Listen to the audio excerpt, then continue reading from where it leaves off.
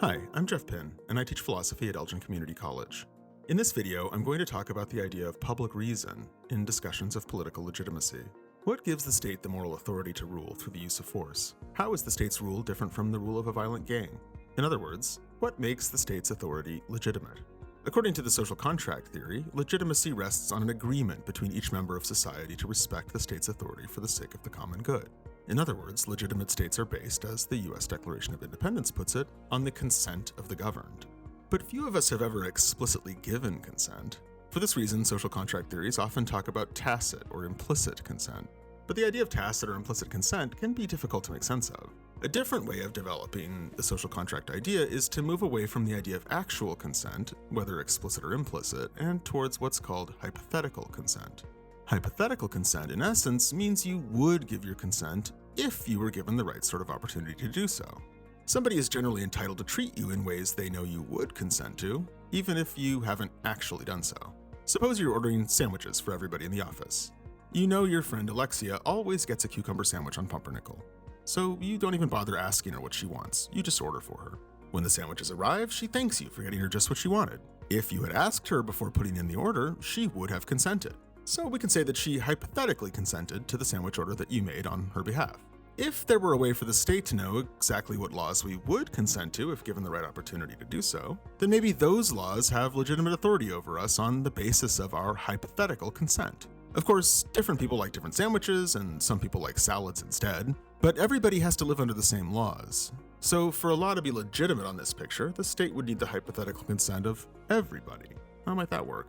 One route is to consider what a reasonable person would consent to.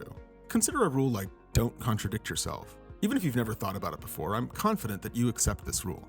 If someone points out to you that you've just contradicted yourself, you'll accept that as a legitimate criticism in need of a response.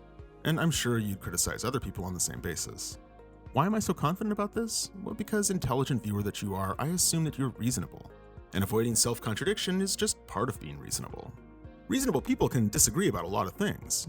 You might reasonably think pickled beets are preferable to cucumber sandwiches, while your friend Alexia reasonably thinks the opposite. Still, despite this disagreement, each of you can see that the other's opinion is reasonable, even if you also think it's ultimately wrong, or deeply wrong. And you'd both agree that nobody should be forced to eat cucumbers or beets if they dislike them. Underneath many disagreements are shared assumptions about what's reasonable. Well, public reason is the standard a policy meets when it's justifiable to all of the reasonable people it affects, despite their disagreements. For example, take the idea that no one may be punished until they've been proven guilty in a court of law. That's something every reasonable person will accept, whatever else they may disagree with about each other. If somebody wasn't sure, there are a lot of reasons that might be given that could make them sure. It's thoroughly justifiable through public reason. Now let's put the pieces together. Here's the idea. 1. Hypothetical consent is sufficient to meet the requirement that a legitimate law requires the consent of the governed. 2. If a law is justifiable through public reason, then it has the hypothetical consent of all those affected by it. 3. So, if a law is justifiable through public reason, that means it has the consent required for legitimacy.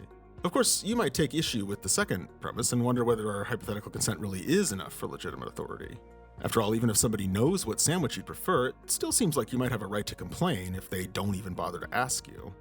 Plus, the idea of a standard of reason that applies across deep moral and religious disagreements may not withstand scrutiny. What if, for example, someone's religion teaches that all other religions are unreasonable?